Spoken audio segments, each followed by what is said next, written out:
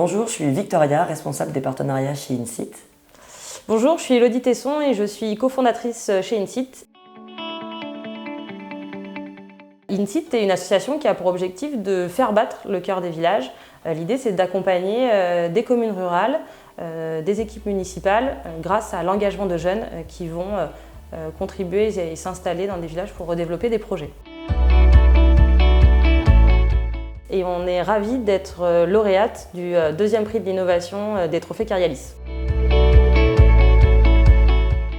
Aujourd'hui, sur les communes, elles font face à de grands défis, des défis écologiques, des défis sociaux, la disparition, en tout cas la perte des services publics, les problématiques de mobilité, les problématiques de santé très fortes. Et donc l'idée, c'est vraiment de venir en support, en renfort, pour permettre de redynamiser ces territoires et de réimplanter en tout cas des initiatives porteuses de sens dans ces territoires. Donc du coup, suite à ces constats et ces problématiques qui existent dans les territoires ruraux, INSIT a petit à petit eu l'idée de mettre en place principalement deux dispositifs. Le premier étant celui du volontariat rural.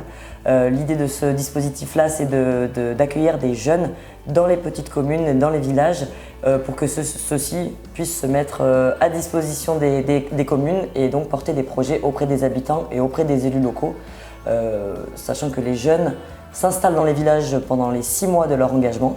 C'est un engagement qui a lieu dans le cadre du service civique. Autour de la ruralité positive, c'est un programme qui s'appelle Artisans d'idées. Et l'objectif, c'est de pouvoir réunir, permettre aux villages d'échanger leurs bonnes pratiques entre eux, mais aussi aux jeunes qui sont engagés dans les différents territoires un peu partout en France. Et de porter des événements aussi au local pour faire un peu changer les choses et mettre en commun toutes ces initiatives très positives qui existent dans les villages et qui sont très souvent plutôt anonymes.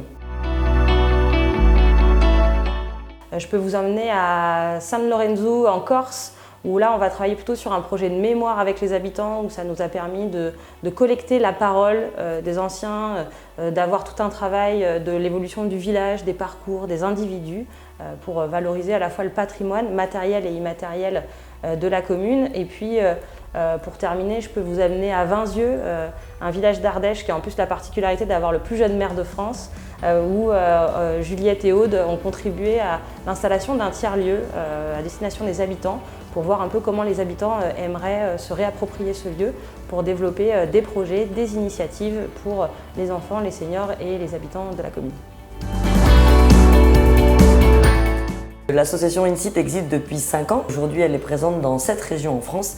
Et l'idée, ce serait vraiment de pouvoir développer les projets tant du volontariat rural que faire grandir la communauté artisan d'idées dans un plus grand nombre de régions.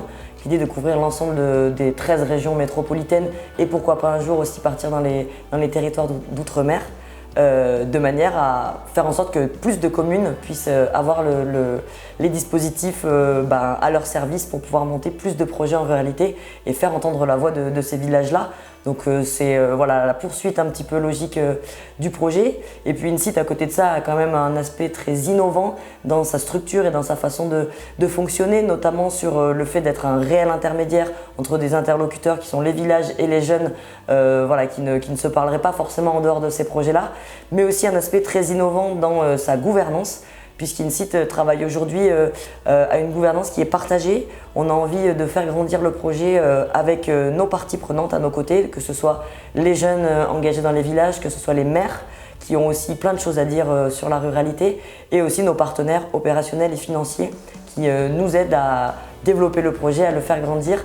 Et donc ils sont très investis aussi dans le travail qu'on mène tout au long de l'année, et ça c'est un aspect très innovant de notre gouvernance qui nous permet de nous projeter mieux et d'aller plus loin ensemble.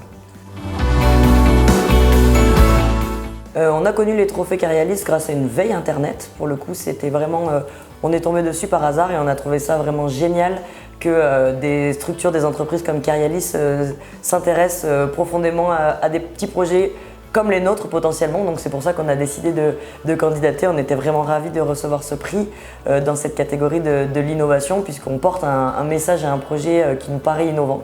Donc voilà, on a décidé de candidater très naturellement après être tombé sur l'annonce des trophées sur internet.